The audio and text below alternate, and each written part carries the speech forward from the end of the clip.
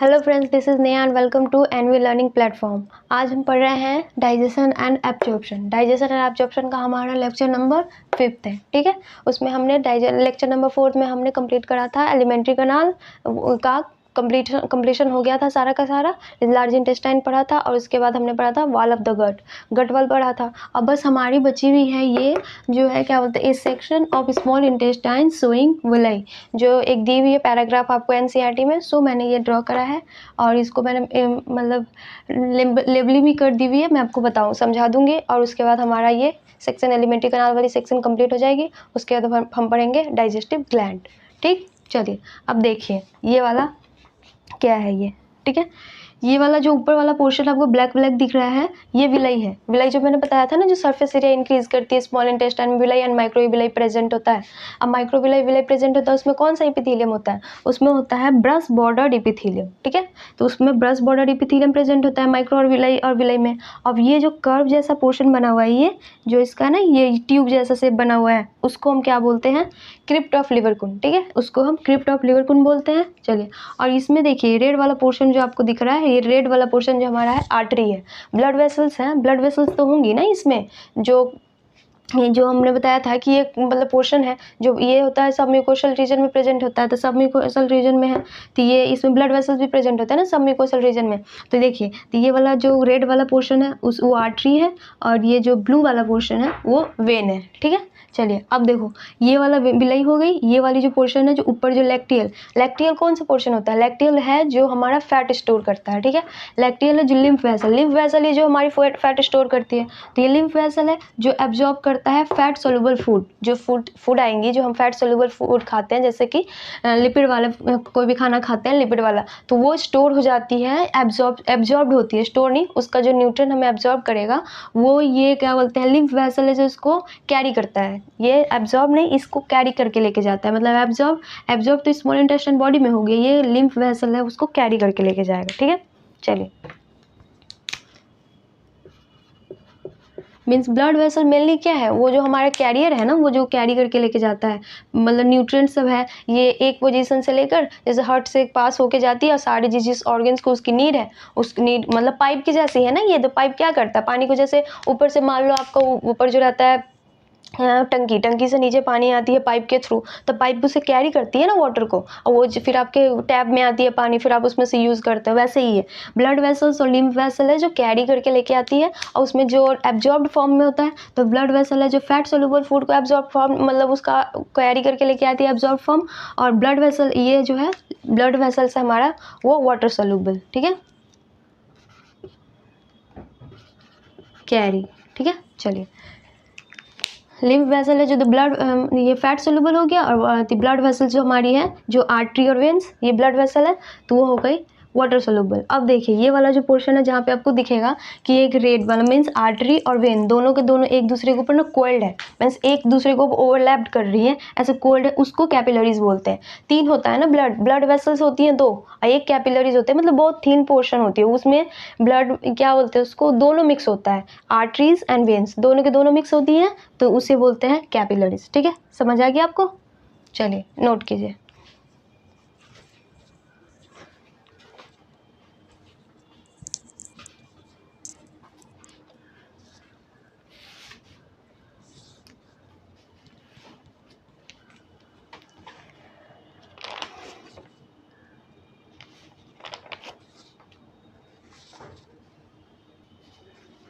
चलिए हो गया। चलिए फिर समझ आ गया ना आपको सारे टॉपिक्स? चलिए, अब हमारी एलिमेंट्री कनाल यहाँ एंड होती है। हमने इसके क्वेश्चन भी कर लिए हुए थे, बस हमारा एलिमेंट्री कनाल का यही वाला पोर्शन बचा हुआ था। अब हम आज पढ़ेंगे डाइजेस्टिव ग्लैंड्स। चलिए,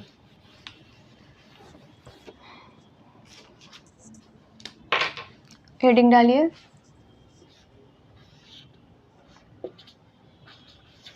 डाइजेस्टिव ग्लैंड्स।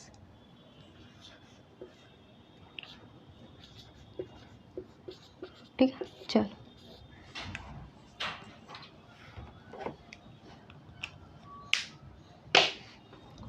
अब कितने ग्लैंड्स होते हैं डाइजेस्टिव ग्लैंड में?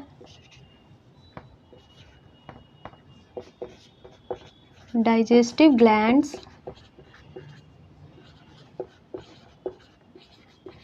associated with alimentary canal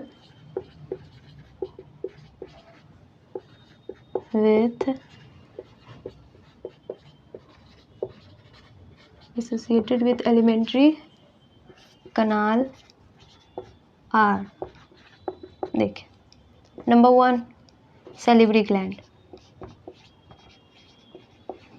2 liver, third is pancreas. चलिए ये लिख लो कि डाइजेस्टिव ग्लैंड से एसोसिएटेड विद एलिमेंट्री कैनाल से जो एसोसिएटेड है तो वो सैलिवरी ग्लैंड है, लीवर है और पैनक्रियाज है। ठीक है, ये हेडिंग डाल लो और उसके बाद हम लोग एक एक करके तीनों को डिस्क्राइब करेंगे। चलिए यहाँ तक नोट कीजिए।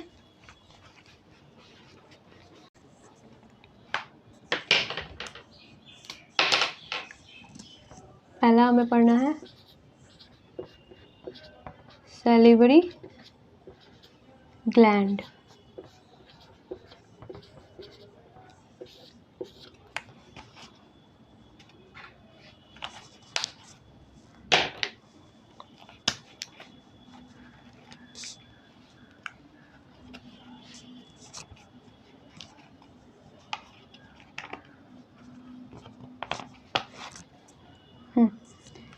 यही ठीक है, चलिए इसी से।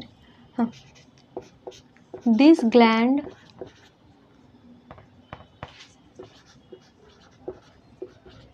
is saturated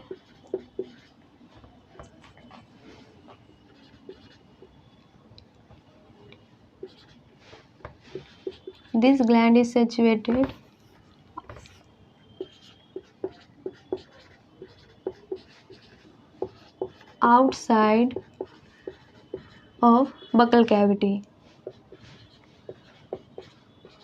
बक्कल कैविटी ये है जो बक्कल कैविटी के बाहर से सिचुएटेड होता है। ठीक है, ये है ये this gland is situated outside the buccal cavity. Buccal cavity हमें पता है आपको क्या होता है, ये जो हमारा ये वाला पोर्शन है ना जिसमें माउथ है, टंग है, माउथ के अंदर जो टीथ और टंग है और जो मैंने बताया था वो वाली बक्कल कैविटी पोर्शन होती है, तो उसके बाहर होती है ये। ठीक है, this gland is situated outside the buccal cavity to secrete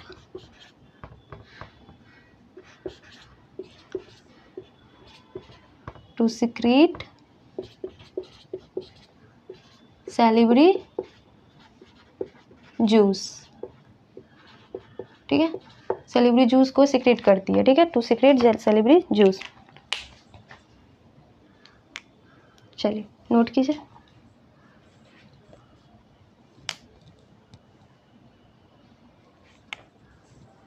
हो गया,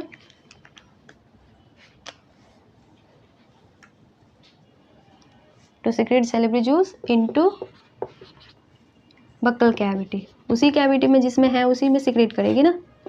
हाँ चलो नोट कीजिए, हो गया। चलिए अब इसके कितने टाइप होते हैं यहाँ पे आ जाएगा, नेमिंग बस लिख लो फिर उसको हम डिटेल पढ़ेंगे। टाइप्स, सैलिवरी ग्लैंड कितने तरीके के होते हैं। 1 पैरोटिड ग्लैंड, 2 सब मैक्सिलरी और इसी को बोलते हैं सब मैंडिबुलर।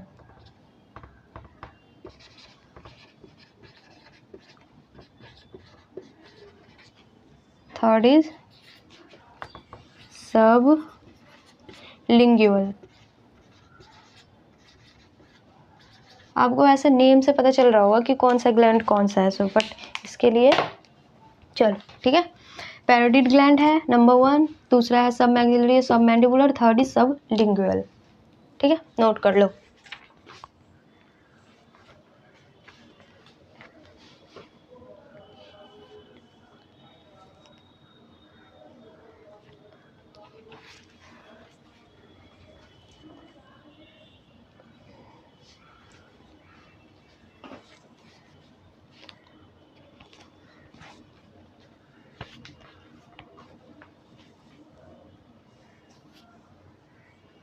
चलो हो गया। अब हमें पढ़ना है पैरोटिड ग्लैंड।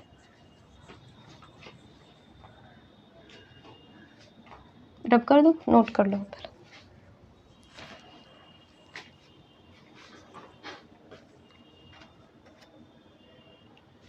चलिए हो गया।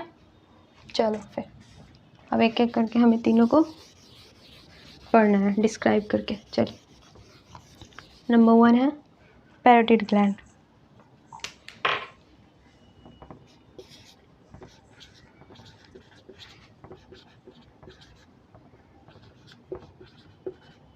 पैरोटिड ग्लैंड, ठीक है। ये प्रेजेंट कहाँ होता है? पैरोटिड ग्लैंड फाउंड नियर चीक, हमारे चीक के बगल में आजू बाजू में पाया जाता है ये, ठीक है। और ये लार्जेस्ट ग्लैंड है। तीनों ग्लैंड है ना, जैसे तीनों में सबसे लार्जेस्ट है, लार्जेस्ट सैलिवरी ग्लैंड, ठीक है। ये ओपन होता है थ्रू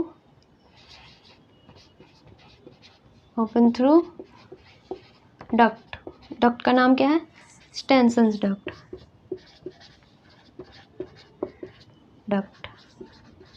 चलो ठीक है, ये लिख लीजिए। पैरोटिड ग्लैंड है जो चिक के बगल में, जैसे हमारा चिक है ना, चिक ये पोर्शन चिक है तो इसके साइड में नियर में होता है। और ये सबसे लार्जेस्ट, जितने हमारे 3 ग्लैंड है, जैसे पैरोटिड ग्लैंड है, सब मैक्सिलरी, सब मैंडिबुलर और सब लिंगुअल, उसमें सबसे लार्जेस्ट ग्लैंड यही है, ठीक है। और उसके बाद है ये ओपन होता है, एक डक्ट है उसको बोलते हैं स्टेनसन्स डक्ट। अब देखो ये मैंने डायग्राम ड्रॉ कर रखा है। देखो ये पोर्शन हमारा चिक होता है, ये वाली पोर्शन हमारी, ये जो माउथ है, माउथ के बाद ये वाली पोर्शन चिक है। तो चिक पे जो ये ट्रीज लाइक स्ट्रक्चर है ना, ये वाली पोर्शन, इसी को हम पैरोटिड ग्लैंड बोलते हैं, ठीक है। चलो यहाँ पे 1 लिख लो, बिकॉज यहाँ पे स्पेस नहीं है, आप लिख लेना पैरोटिड ग्लैंड, ये पैरोटिड ग्लैंड है। अब देखो ये जो डक्ट है, ये इसी डक्ट को हम बोलते हैं duct of parotid gland, means Stensen's duct, Stensen's duct, okay. चलिए समझ आ गया। अब है ये नोट कर लो, फिर हम लोग सेकंड पढ़ेंगे। चलो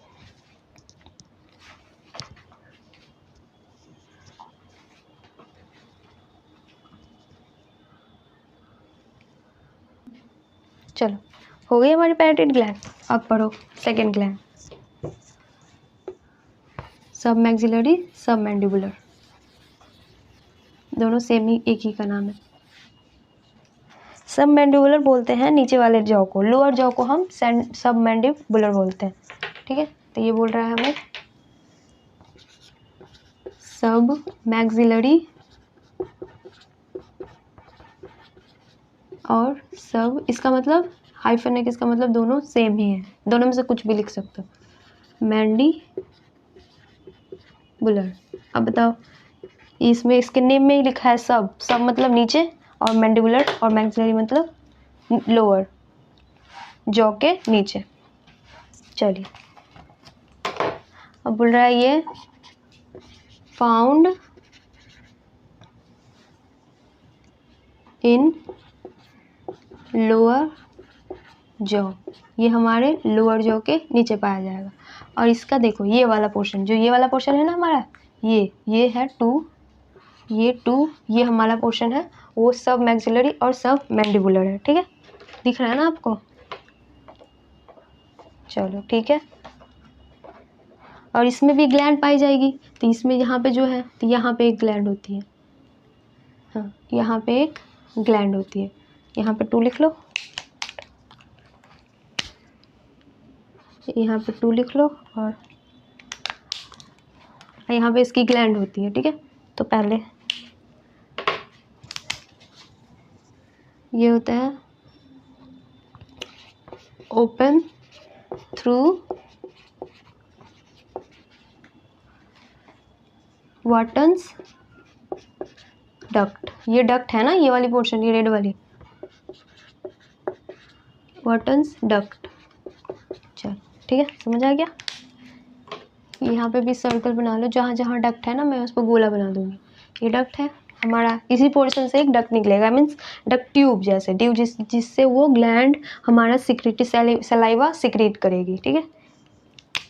ट्यूब जैसे है मतलब पाइप के जैसा, ठीक है। यहाँ पे लिख लो वाटन्स, वैसे यहाँ लिखा हुआ है बट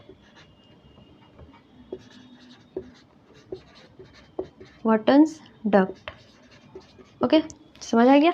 चलिए फिर ये नोट कीजिए। और फिर हमारा लास्ट बचता है सब, यहाँ पे नहीं होगा सब, ये सब लिंग्यूअल। लिंग्यूअल किसे बोलते हैं? टंग को, ठीक है।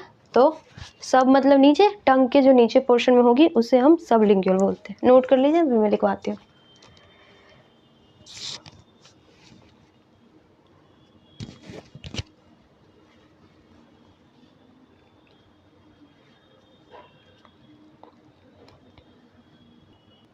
चलो हो गया। चलिए अब थर्ड डालिए। थर्ड, ओ ये सेकंड था, ये वाला सेकंड था। फर्स्ट वाला मैंने ये नहीं मिटाया ना, इसी की वजह से। ये फर्स्ट वाला पैराटिड का 1 था, यहाँ पे सेकंड लिखना, फर्स्ट मत लिख देना। चलो अब हमारा है सब लिंग्यूअल।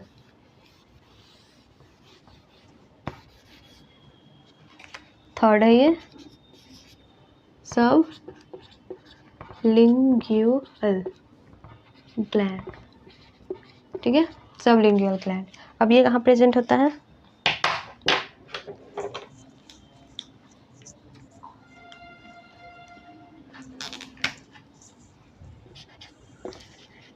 फाउंड बिलो टंग, नेम में ही है इसके, लिंगुआ टंग को बोलते हैं। ये है, पाया जाता है टंग के नीचे। और ये देखो एक और line, it is the smallest, it is a smallest gland, ठीक है। ये स्मॉलेस्ट सैलिवरी ग्लैंड है। लार्जेस्ट कौन थी? पैराटिड, और ये है स्मॉलेस्ट सैलिवरी ग्लैंड, ओके। चलो ठीक है, स्मॉलेस्ट सैलिवरी ग्लैंड है ये। और उसके बाद देखो इसका डक्ट, इसके डक्ट को बोलते हैं open through duct of Rivinus, ठीक है, डक्ट ऑफ रिविनस, ठीक है, इसको बोलते हैं। चलिए अब है यहाँ पे देखो, ये वाली पोर्शन है, ये वाली हमारी कौन सी पोर्शन है? इसको अगर रेड कर दो तो ये हमारी टंग है ना, हाँ देखो ये वाली पोर्शन हमारी टंग है, और टंग के नीचे है ये थर्ड, इसी के लिए इसका टंग के नीचे है तो ये थर्ड हो गई। चलिए सबलिंगुअल ग्लैंड, अब इसमें भी एक डक्ट पाया जाएगा, ओके। तो इस डक्ट को हम क्या बोलते हैं? Duct of Rivinus, okay. चलो ठीक है, चलिए हो गया हमारा, ये ग्लैंड्स हो गई, सैलिवरी ग्लैंड्स हो गई। चलिए फिर नोट कीजिए।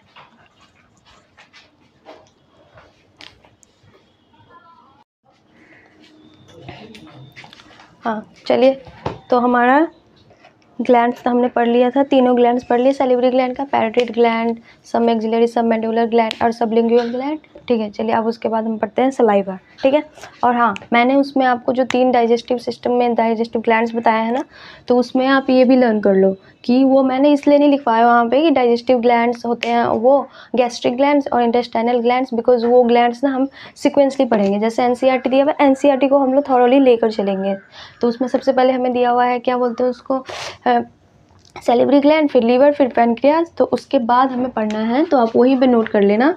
उसको मैंने नोट नहीं कराया था, उसमें 4th करके कर लो आप वहाँ पे, gastric gland,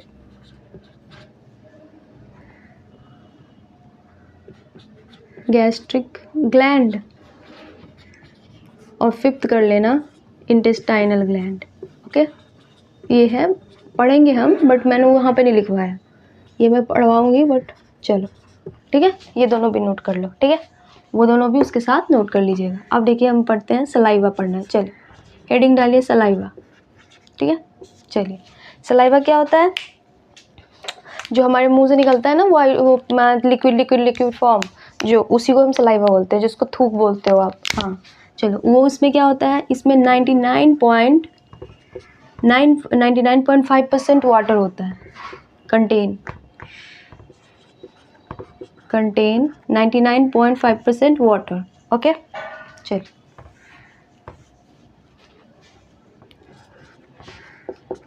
contain 99.5% water,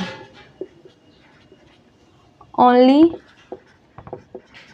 0.5% ions।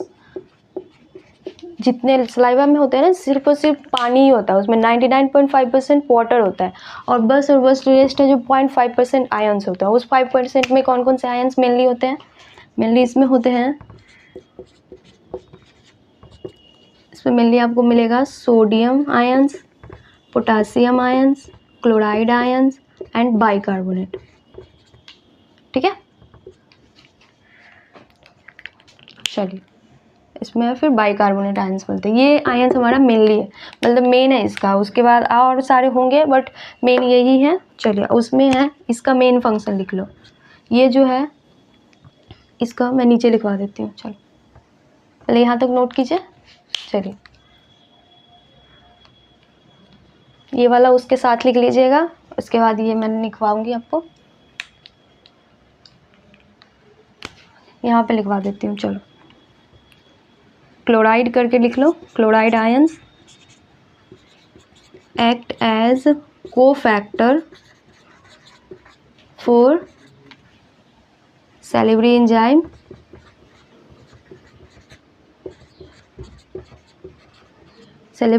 जिसको हम बोलते हैं सैलिवरी अमाइलेज, उसको एक और नाम से हम बोलते हैं। ठीक है, PTYALIN, इसको P से है बट इसको टियालिन बोलते हैं। ठीक है, चल ठीक है। और है बाइकार्बोनेट का है HCO3-, ये है जो हमारा क्या है, ये बफर के जैसे एक्ट करता है। ठीक है, एक्ट एज बफर मीन्स ये है ब्लड, ये एसिडिक कंट्रोल करता है। ठीक है, जो बफर का मतलब क्या होता है कि ये है जो एसिडिक और बेसिक को रिलेशन के कंट्रोल करता है। अगर कोई चीज़ एसिडिक है, ज़्यादा एसिडिक है तो उसको नॉर्मल लाएगा बेसिक मिला के, और बेसिक है तो एसिडिक के मतलब ज़्यादा बेसिक है तो उसको एसिडिक में कन्वर्ट कर देगा। ठीक है, तो उसी को बफर बोलते हैं। न्यूट्रलाइजेशन मीन्स बोल रहे इसको।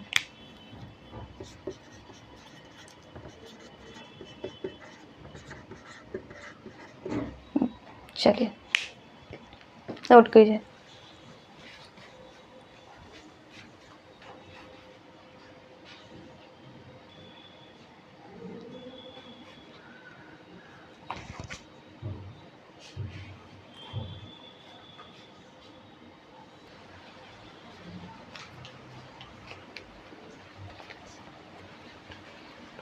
हो गया, चलिए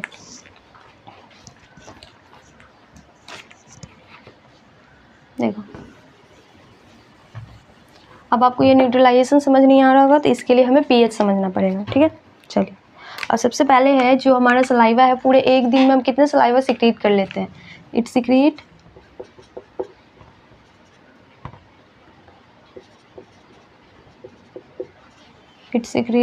1.5 1.5 लीटर 1.5 लीटर एवरी डे, हर दिन।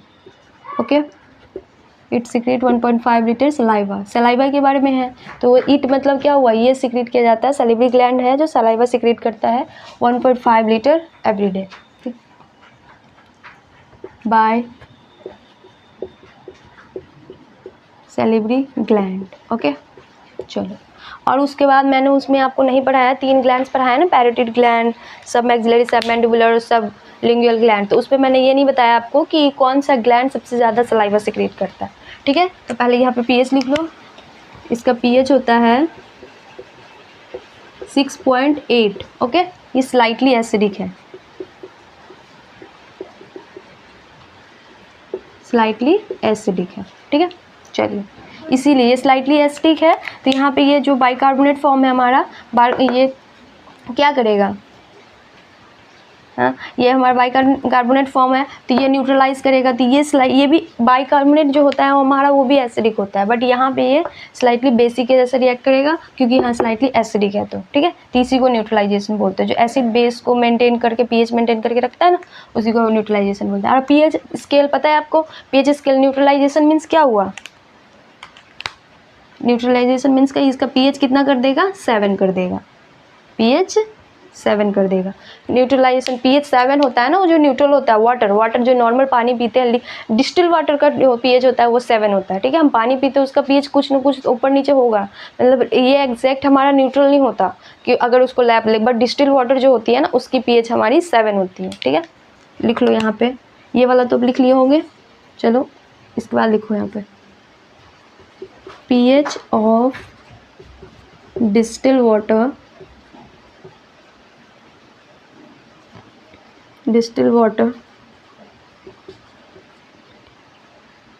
Is equal to 7। pH of distil water 7 होता है। ठीक है, और pH का स्केल कैसा होता है, pH का स्केल होता है, वो होता है 1 से 7 तक। ठीक है, pH का स्केल अगर लियो आप, ये pH स्केल है ये, तो 1, यहाँ पे 7 है न्यूट्रल, और 7 से इधर जाएगी तो एसिडिक कैरेक्टर,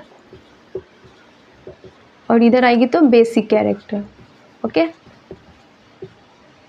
pH स्केल है, आपको पता होगा बट नहीं पता है तो मैं बता देती हूँ।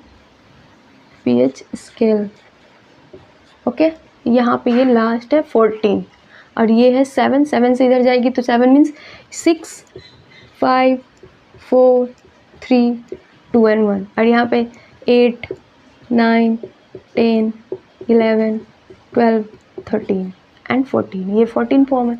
चलो, तो ये है पीएच स्केल। पीएच स्केल पे जैसे हम जाएंगे राइट, 7 के राइट साइड में जाएंगे तो 7 के राइट साइड में तो हमारा बेसिक फॉर्म बेसिक होगा, और 7 के लेफ्ट साइड में जाएंगे तो एसिडिक कैरेक्टर इंक्रीज करेगी। ठीक है, एसिडिक इंक्रीज, वैसे एरो दिया तो आपको एरो से समझ आ जाएगा, अगर नहीं समझ आया तो।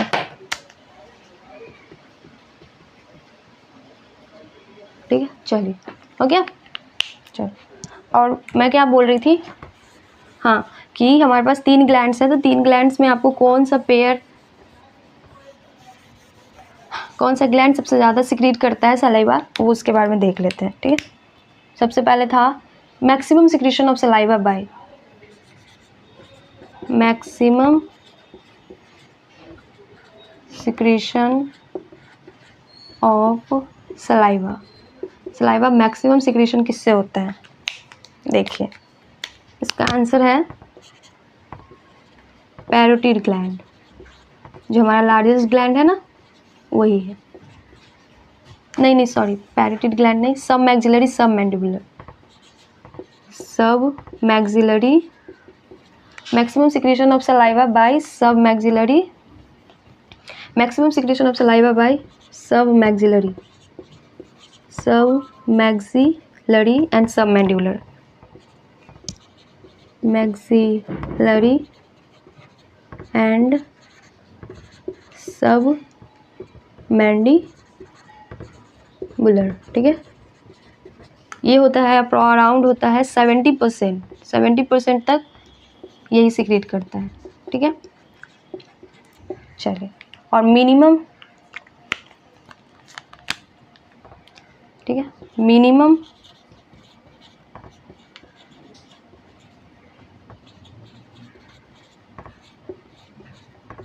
Secretion of saliva, minimum secretion of saliva करती है सबलिंगुअल,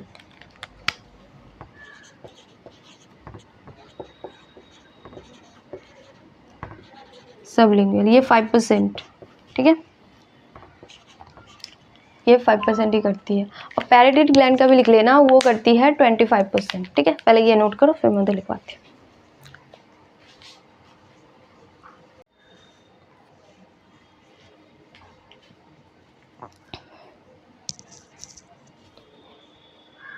चलिए, हो गया। चलिए, अब यहाँ पे लिख लीजिए पैरोटिड ग्लैंड हमारा कितना सिक्रीट करता है, ये सब नोट कर लिया आपने, पीएच स्केल सब। चलिए,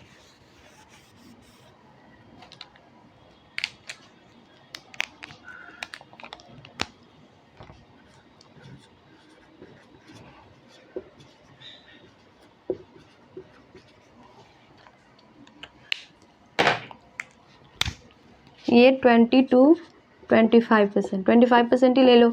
अगर इसका 20% होगा तो उसका इंक्रीज कर जाएगा, तो 20-25% ऑफ सलाइवा सिक्रेट। ठीक है, ये 20-25% ऑफ सलाइवा सिक्रेट करती है हमारी पैरोटिड ग्लैंड। जो है ये साइज में बड़ी, बट सिक्रेट करती है मॉडरेट। और सब लिंगुअल ग्लैंड है जो क्या बोलते हैं सबसे छोटी है, तो वो सबसे कम सिक्रेट करती है। और सब मैक्सिलरी सब मैंडिबुलर जो है वो मीडियम है, बट सबसे ज़्यादा सिक्रेशन उसी से होता है। ठीक है, चलिए। सो सैलिवरी ग्लैंड हमारी यहाँ पे ओवर हो गई। चलिए, अब कुछ नहीं है इसमें। अब इसके बाद हम पढ़ेंगे लीवर। ठीक है, अब इसमें कुछ बचा नहीं है।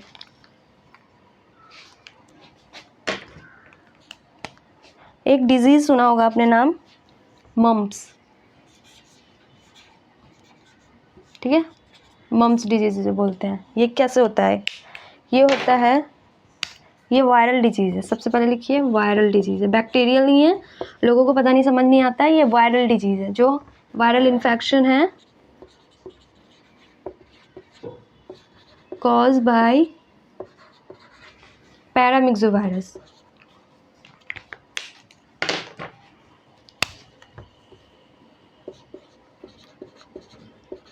पैरामिक्सोवायरस। ठीक है, और इसमें होता है इन्फ्लेमेशन ऑफ पैरोटिड ग्लैंड का इन्फ्लेमेशन हो जाता है। ठीक है, जो लार्जेस्ट ग्लैंड हमारी उसका इन्फ्लेमेशन हो जाता है, स्वेल हो जाती है वो। ठीक है, चलिए, यहाँ पे इन्फ्लेमेशन के नीचे स्वेलिंग भी लिख सकते हो आप, वो स्वेल हो जाती है। ठीक है, चलिए।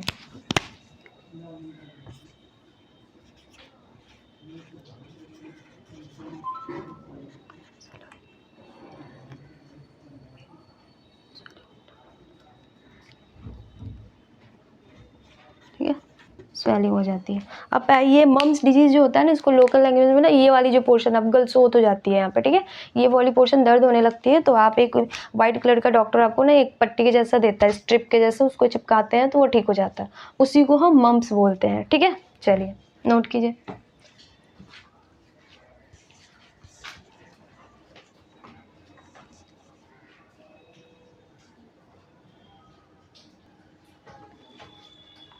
ओके, चलिए।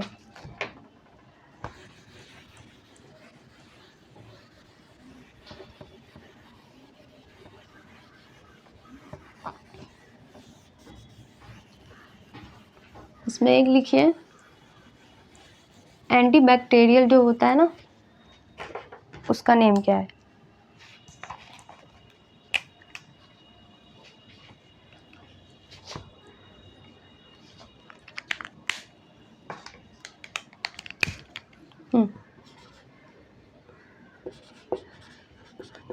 एंटीबैक्टीरियल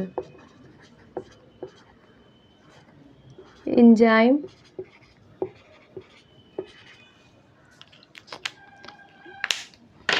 एंटीबैक्टीरियल एंजाइम, उसको हम बोलते हैं लाइसोजाइम। ठीक है, लाइसोजाइम एंटीबैक्टीरियल एंजाइम है, लाइसोजाइम थियोसाइनाइड। ओके, इसमें प्रेजेंट होता है एंटीबैक्टीरियल एंजाइम, प्रेजेंट लिख लीजिए, लाइसोजाइम थियोसाइनाइड। ओके, चलिए। एंटीबैक्टीरियल मतलब बैक्टीरिया को किल करने वाला। ठीक है, इसमें जो बैक्टीरिया, जो अगर सलाइवा है तो बैक्टीरियल जो हमारे खाते हैं तो उसमें या कोई डिजीज़ हो जाएगी, बैक्टीरियल वाली कोई भी हम इनगल्फ कर लेंगे ना, तो उसमें लाइसोजाइम और थियोसाइनाइड उस पर एक्ट करके और उसको किल कर देगा। ठीक है, और है इसमें इम्यूनोग्लोबिन कौन सा पाया जाता है? IgA, ये सब लर्न कर लीजिएगा। IgA इम्यूनोग्लोबिन पाया जाता है।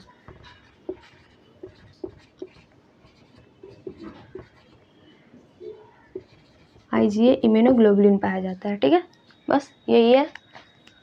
चलिए, okay.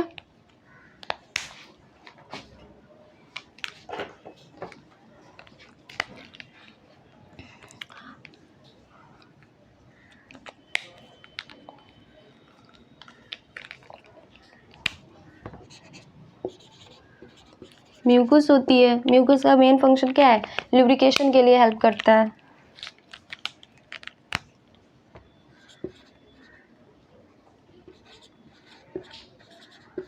Lubrication of in mouth, ठीक है।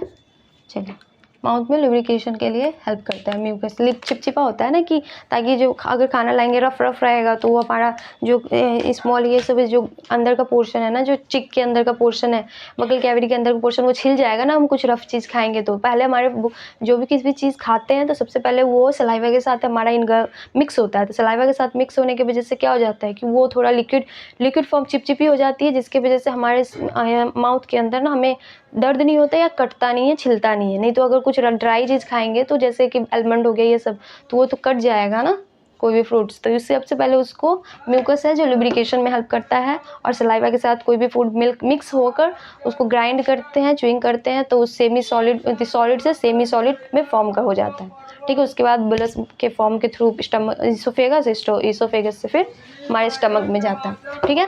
सो हमारा ये सैलिवरी ग्लैंड कंप्लीट हो गई, सलाइवा भी कंप्लीट हो गई। अब चलिए हम पढ़ेंगे अब क्या, लीवर पढ़ लेते हैं, ठीक है। चलिए,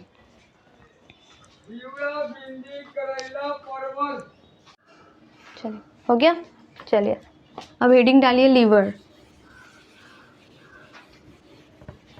ठीक है।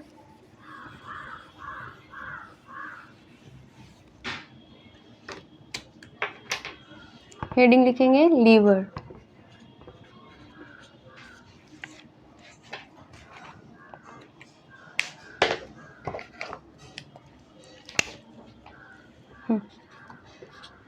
Largest exocrine gland,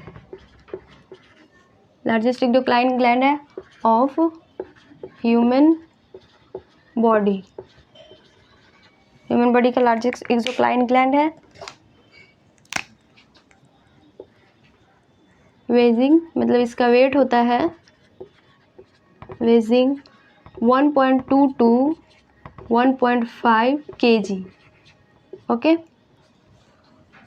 of an average adult. ये हमें जितनी भी मेजर्स दी होती है ना ऑर्गन्स की, वो सब एडल्ट को लेके ही चलता है। आप ये मत सोचना कि हमारे में, क्योंकि वेट के अकॉर्डिंग ही होगा ना। छोटे से बच्चे का वेट खुद का 2-3-2.5 kg का होता है, और उसमें देख लो 1.2 1.5 kg का उसका लीवर ही होगा बस, ऐसा तो पॉसिबल नहीं है। तो ये एक एवरेज एडल्ट का जो वेट लेके चलते हैं ना, उसके अकॉर्डिंग हमें मेजरमेंट भी, जितने भी लेंथ वेट और हाइट दी रहती है, विड्थ दी हुई थी जिसकी वजह से किडनी की दी हुई है, लंग्स की दी हुई है, तो वो सब का वेट भी और मेजरमेंट भी सारे के सारे एक एवरेज एडल्ट का लेके चलते हैं, ठीक है। सो इस पर कभी कंफ्यूज मत कीजिएगा। क्वेश्चन अराइज हो जाता है ना हमारे माइंड में कि चलो अगर मेरा इतना है तो एक छोटे बेबी का कितना होगा, फिर उसके बाद एक बड़े से मतलब आदमी का कितना होगा। तो इसलिए मैं बता रही हूँ कि एक एवरेज एडल्ट का लेके चलते हैं, उसी के अकॉर्डिंग हम वेट करते हैं, ठीक है। चलिए अब इसका पोजीशन देखो, ओके।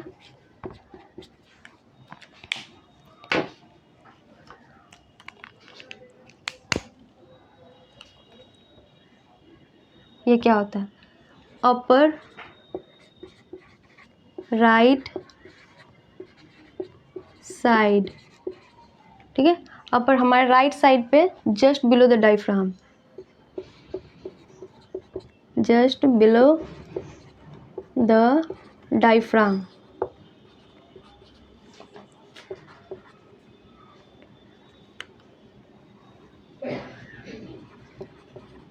ओके। ये अपर राइट साइड पे होता है और just below the diaphragm. Diaphragm का पोजीशन कहाँ तक होता है? डायफ्राम का पोजीशन जिसमें जो लंग्स को कवर, दोनों लंग्स को कवर किया जाता है, ट्रैकिया होगी, जो ट्रैकिया पोर्शन है आगे हम पढ़ेंगे चैप्टर में। ये रेस्पिरेशन जो इसके जस्ट वाला चैप्टर में है, तो उसमें डायफ्राम से जस्ट थोड़ी सी नीचे होती है और राइट साइड में होती है। जैसे हमारी स्टमक कौन से पोर्शन पे थी? लेफ्ट साइड में थी, बट ये जो लीवर है ना हमारी, वो राइट साइड में होती है, ठीक है। चलिए हो गया। Upper right side of the just below the diaphragm, diaphragm है उसके जस्ट नीचे होता है, ठीक है। चलिए नोट कीजिए।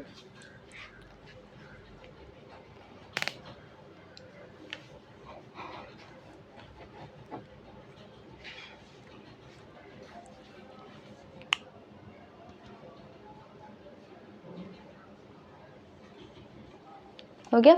चलिए यहीं पे लिख लो, it has high regeneration power.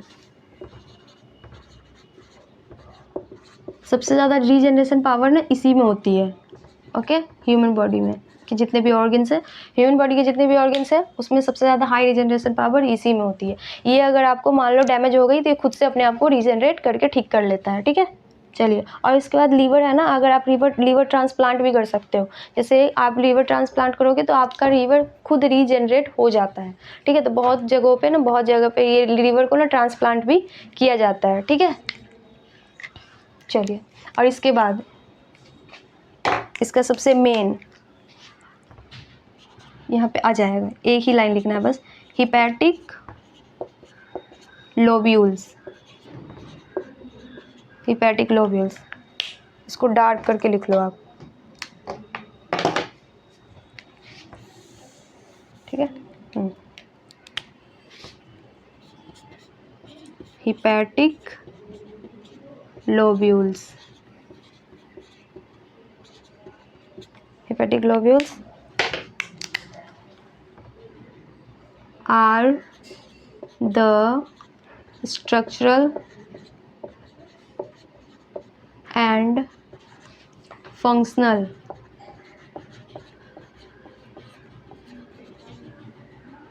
unit of liver।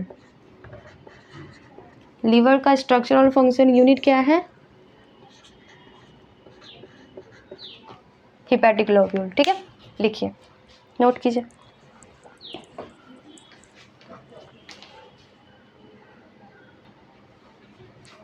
चलिए, हो गया। इसी से जस्ट आगे लिखिएगा, नीचे स्पेस नहीं था, इसमें लिखूंगी तो आपको फिर छोटा हो जाएगा, इसलिए मैंने वहाँ नहीं लिखा, बस उसी से अटैच्ड करके लिखना है, सेम ही लाइन है वो। इसके बाद लिखिएगा containing hepatic arrangement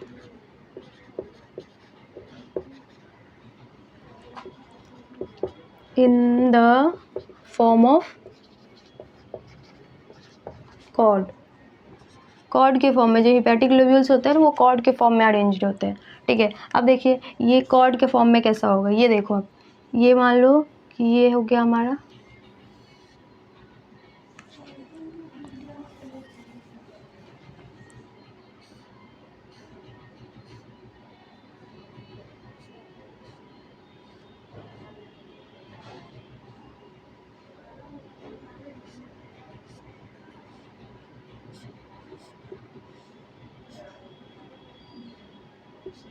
कुछ ऐसा फॉर्म होता है, ठीक है।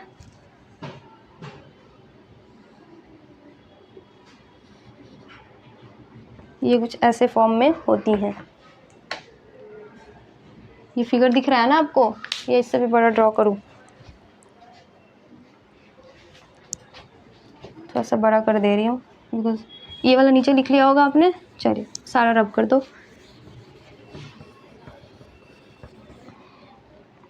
चलिए,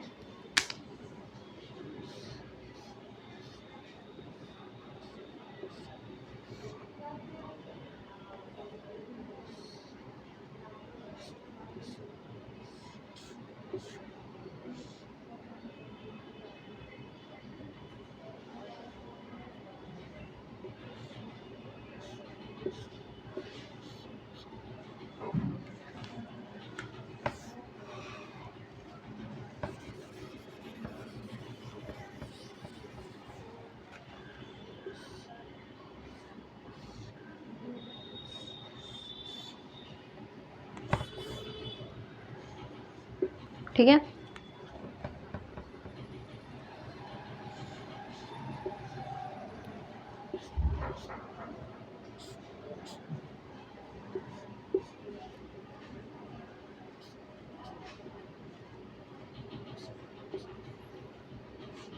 चलिए ये हो गया।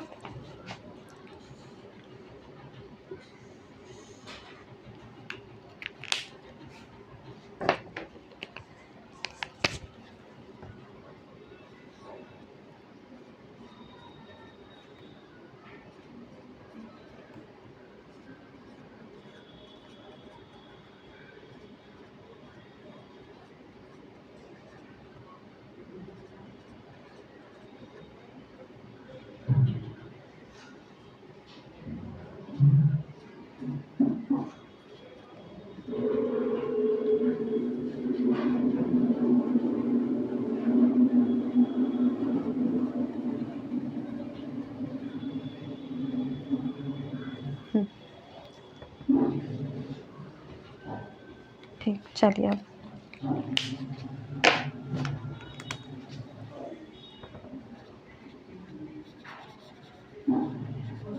ये किसी और तरीके का डायग्राम है, इसको मैंने ऐसे ही ड्रॉ करा है। देखिए अब इसमें इसका लेबलिंग करो। हाँ, तो ये हमारी तो हिपैटिक लोब्यूल हो गई, ये कॉर्ड शेप की, और ये जो पोर्शन है इसको हम बोलते हैं हिपैटिक कॉर्ड। ओके, ये जो मैंने किया है ये कफर सेल है, जो लिखवाया था ना मैं इसमें आगे होगा, जैसे वहाँ पे था लाइसोजाइम थी ना हमारी पे सलाइवा में एंटीबैक्टीरियल, वैसे ही ये फैगोसाइटिक सेल है, कफर सेल। चलिए हो गया, यही है, इसमें ज़्यादा मेंशन नहीं करना है। ये वाली पोर्शन है तो इसको बोलते हैं सेंट्रल वेन। चल लिख लो, हो गया। चलो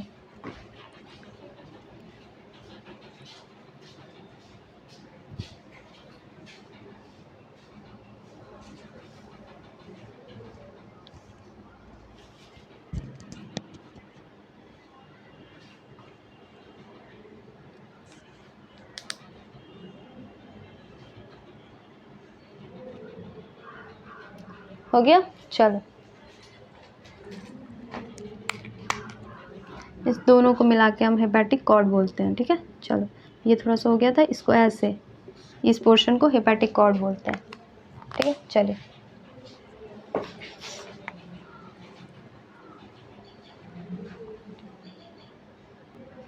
चलिए ठीक है, अब कर दूँ।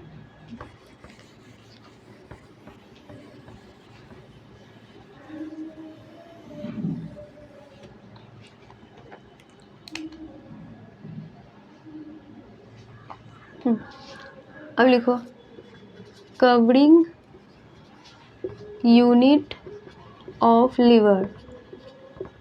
लिवर मीन्स लोब्यूल को जो कवर करके रखती है, हेपेटिक लोब्यूल्स है ना, उसका नेम क्या है,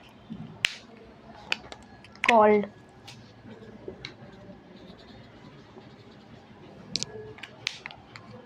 उसको बोलते हैं ग्लीसन्स capsule.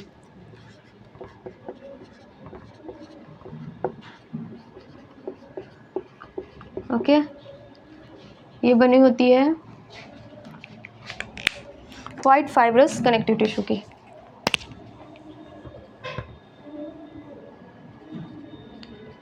Made up of white fibrous connective tissue. Okay चलिए, ये इसके बारे में बोल रहा है, ग्लीसन्स कैप्सूल्स है ना जो कवरिंग है, जैसे हिपैटिक लोब्यूल्स के ऊपर जो कवर होता है, कवर करके रखता है उसको, तो उसको बोलते हैं ग्लीसन्स कैप्सूल, और वो वाइट फाइब्रस कनेक्टिव टिश्यू की बनी होती है, ठीक है। चलो हो गया। अब मैंने एक बताया फैगोसाइटिक सेल, अभी लिखवाया था, ये भी लिख लीजिए।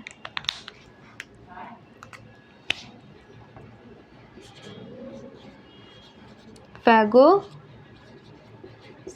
Cell of liver.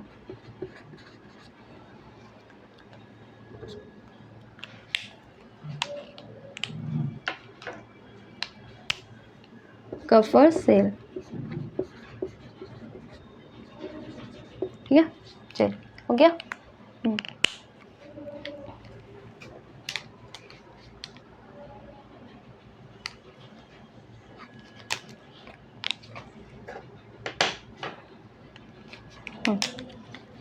अब लिखिए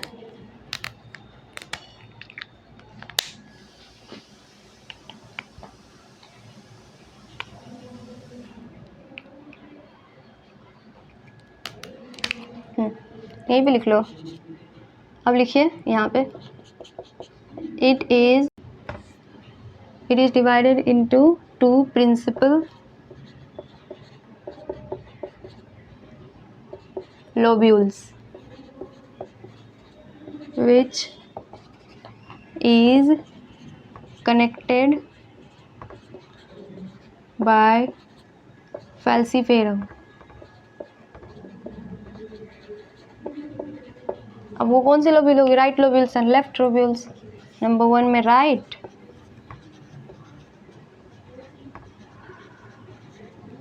एंड 2 लेफ्ट लोब्यूल्स, ठीक है। चलिए प्लीज़ नोट।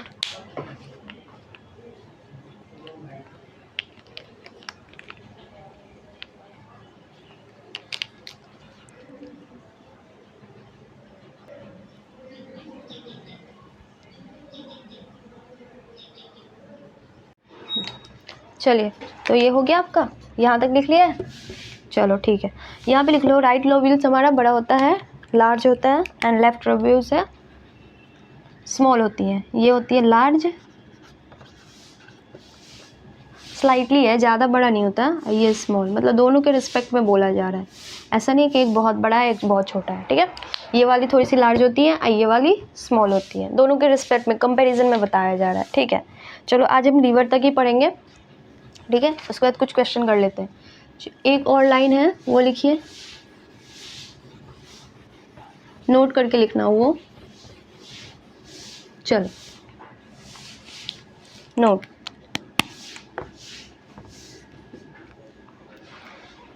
चलो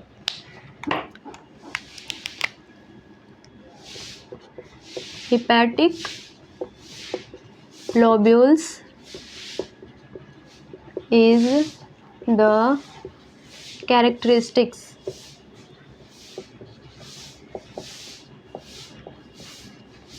feature of mammalian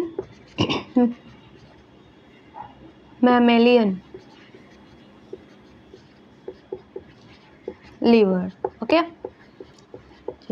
ये कैरेक्टर ये है, क्या बोलते हैं, मैमेलियन लीवर का कैरेक्टरिस्टिक फीचर है। मीन्स बस और बस ये हिपैटिक लोब्यूलस जो मैमेलियन लीवर में ही पाया जाता है। मीन्स ह्यूमन बींग में, एनिमल्स में, ये वाला जो मैमली फाइलम में आता है ना, जो हमारा ऑर्डर है, वो मैमेलियन जो फाइलम है उसी में बस प्रेजेंट होगा, और किसी में भी प्रेजेंट नहीं होगा। समझ गया?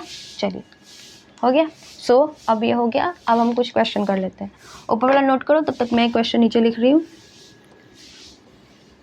जब आप नोट कर लोगे तो मैं समझा दूंगी।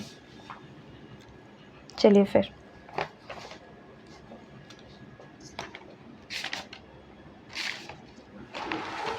ठीक।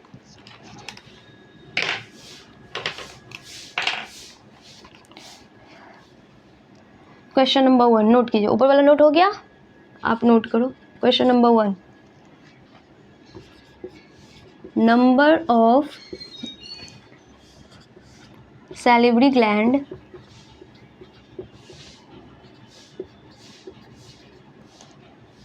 present in human, 3, B option है 4, C ऑप्शन है 6, D ऑप्शन है 5। चलिए देखिए,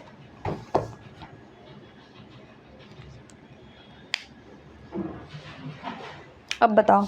अब हमें पूछ रहा है कि ये हो गया होगा ऊपर वाला। चलिए बोल रहा number of salivary glands present in human, human में कितने सैलिवरी ग्लैंड्स प्रेजेंट होते हैं। देखो ये 3 है, 4 है, 5 है एंड 6 है। अब बताइए तो कितना होगा इसका आंसर। हमने पढ़ा था सैलिवरी ग्लैंड्स वो पेयर में थी, बिकॉज एक साइड ये है दूसरी साइड ये है, दोनों मिला के करेंगे ना, दो दो। वो जो पैरोटिड ग्लैंड्स थी, सब मैक्सिलरी, सब मैंडिबुलर और लिंगुअल, वो पेयर में आती है, ठीक है। मतलब एक साइड इधर एक साइड इधर, तो कितने होंगी 3 + 3 6, ठीक है। यहाँ पे अगर पेयर लिख दिया ये होगा आंसर 6। अगर पेयर दिया रहता तो हमारी 3 आती, ठीक है। सो कंफ्यूज मत करना, ये वाली तब आती हमारी 3 वाली। ये ध्यान दे देना कि वहाँ पे ग्लैंड्स पूछ रहा है, ग्लैंड्स पेयर पूछ रहा है, उस पे आंसर चेंज हो जाता है। ऑप्शन आपको हमेशा 3 भी दी होगी और 6 भी दी होगी, ये कंफ्यूज करने के लिए दिया जाता है। इसलिए हम क्वेश्चन को कॉन्सेंट्रेट करके देखेंगे। चलिए नोट कर लो।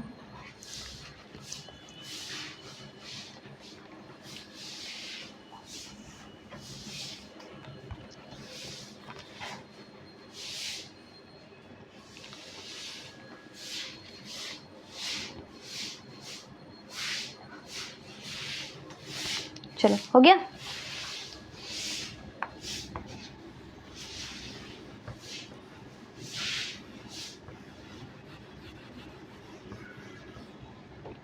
अब लिखो क्वेश्चन नंबर 2। क्वेश्चन नंबर 2 बोल रहा है the saliva secreted into the saliva secreted into oral cavity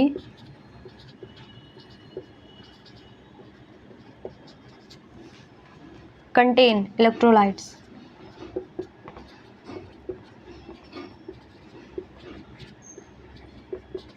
ठीक है, ऑप्शन में दिया है नंबर 1 में है calcium +2, potassium +2, chlorine -HCO3 bicarbonate. B हमारा है calcium +2, magnesium +2, chlorine and bicarbonate. C है sodium, potassium, chlorine, bicarbonate. D है sodium, potassium, chlorine, SO4, magnesium. अब बताइए, चलिए देखिए, इसमें बोल रहा है सैलिवरी ग्लैंड में कौन कौन से इलेक्ट्रोलाइट्स कंटेन होते हैं। तो वो क्या कौन से इलेक्ट्रोलाइट्स था हमारा क्या क्या था, sodium ion, potassium ion, chloride ion and bicarbonate, यही थी ना। और उसके अलावा जो थे ये मेजर अमाउंट में थी, इसी को हमें पढ़ना है। तो उसके बाद दूसरा नहीं था। अब देखो हमारे में कौन कौन सा ऑप्शन दिया हुआ है, इसमें से देखो, इसमें देखो कैल्शियम है, तो ये तो होगी नहीं पहले ही। ये तीनों तो प्रेजेंट होती हैं बट कैल्शियम हमें नहीं होती है। इसमें भी कैल्शियम है, इसे भी कट कर दीजिए। Sodium, potassium, chloride and bicarbonate, तो ये हमारी ऑप्शन हो गई। बट हम फोर्थ भी देख लेते हैं, ठीक है। ये सोडियम सही है, पोटासियम सही है, क्लोराइड भी सही है, बट ये सल्फेट दिया है और मैग्नीशियम दिया हुआ है, तो ये दोनों तो हमारे में प्रेजेंट नहीं होती ना, तो ये भी रॉन्ग हो जाएगा। ठीक है, चलिए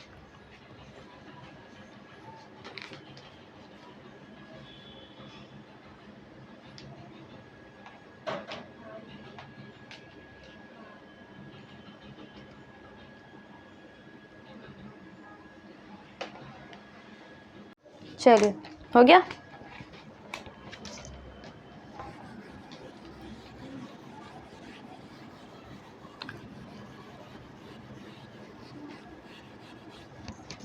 अब है क्वेश्चन नंबर 3। क्वेश्चन नंबर 3 क्या है हमारा, the toxic substance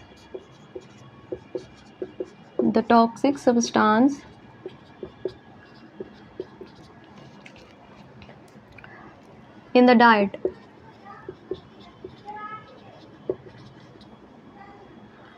are detoxified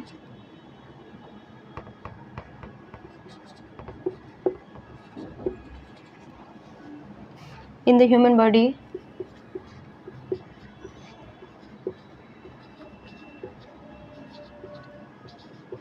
by in, ये ज़्यादा बेटर है। चलो ऑप्शन में दिया है हमारा स्टमक,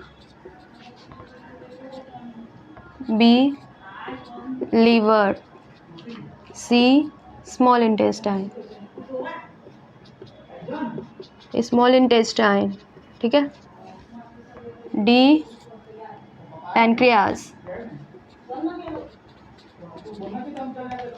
ठीक है। चलिए 1 मिनट, ठीक, चलिए। अब देखो बोल रहा है कि हम जो खाना खाते हैं उसमें टॉक्सिक सब्सटेंस जो में होती हैं वो कहाँ पे डिटॉक्सिफाइड होता है। हाँ, तो वो डिटॉक्सिफाइड हमारा कौन करता है, डिटॉक्सिफाइड हमारा लीवर करता है। ठीक है, चल क्वेश्चन नंबर 3 था, अब क्वेश्चन नंबर 4 लिख लो, छोटा सा क्वेश्चन जो होगा। हाँ चलो ये है, अब यहाँ आ जाएगा। चलो question number 4, lacteal are central lymph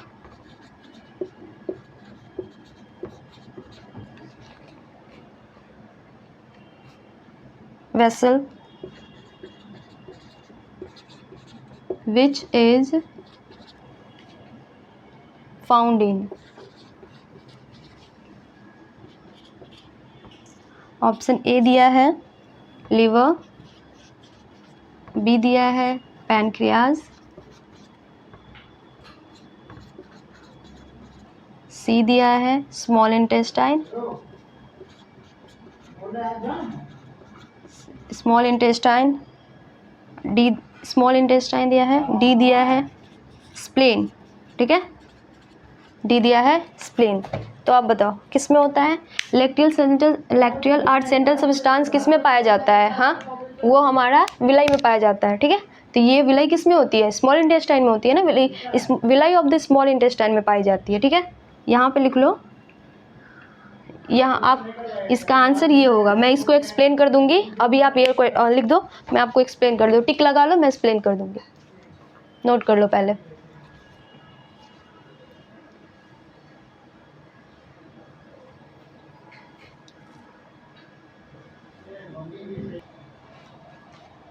चलिए, हो गया, ठीक, नोट कर लिया।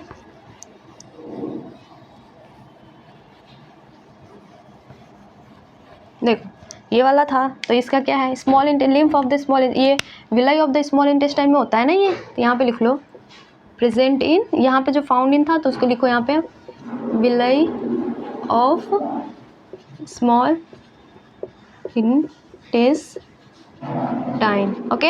अगर यहाँ पे आपको स्मॉल इंटेस्टाइन की जगह पे विलाई भी लिखी रही होती तो आप उसको भी टिक लगा सकते थे, ठीक है, ज़्यादा अप्रोप्रिएट वही होता, बट इस ऑप्शन में जो दिया है उसके अकॉर्डिंग हम करेंगे। चल, ये आपको कभी भी स्मॉल इंटेस्टाइन और विलाई साथ में नहीं देगा, ठीक है। चलिए फिर हो गया, नोट कर लो। और क्वेश्चन नंबर 5, ठीक है।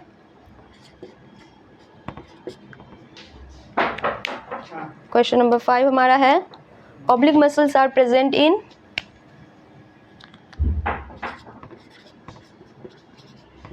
oblique muscles are present in, oblique muscles किस में प्रेजेंट होते हैं? हाँ, ऑप्शन में है इसोफेगस, बी है स्टमक, सी है स्मॉल इंटेस्टाइन,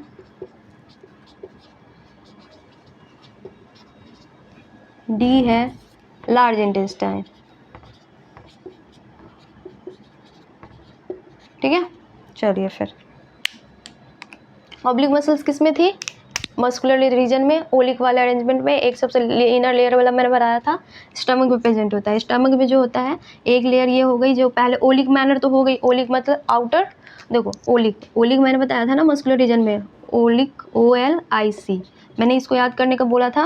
ये वाला अगर आपने नहीं देखा है तो मैंने जो एलिमेंट्री गट वाला जो लेक्चर दिया है उस लेक्चर में प्रीवियस में आप देख सकते हो, मैंने ओलिक वाला किसको बताया था, ठीक है। तो ओलिक में क्या था? ये वाला पोर्शन आउटर, चलिए ये वाला पोर्शन आउटर है, तो आउटर को लॉन्गिट्यूडनल और इनर को सर्कुलर बोलते हैं। तो लॉन्गिट्यूडनल रीजन के बाद यहाँ पे जैसे होता है, सबसे पहले होगा L, फिर होगा C, और सबसे लास्ट में यहाँ पे ओब्लिक हो जाता है। ये स्टमक के केस में हो जाता है, ये स्टमक के केस में, स्टमक में हो जाता है। स्टमक में जो इनर वाला पोर्शन में सर्कुलर था तो वो मिडिल बन जाता है, ये आउटर बन गई, ये मिडिल हो जाएगी, और सबसे लास्ट में ओब्लिक वाली इनर हो जाती है, ओके। चलिए ये आप प्रीवियस वाले लेक्चर में देखोगे तो डाइजेशन एब्जॉर्प्शन के, तो आपको समझ आ जाएगा कि ये ओलिक मैनर मैंने अच्छे से समझा रखा है, सो आपको कन्फ्यूज़न उसमें नहीं होगी, जाके देख लीजिए, ठीक है। चलिए इसका आंसर समझ आ गया, ठीक है, नोट कर लो।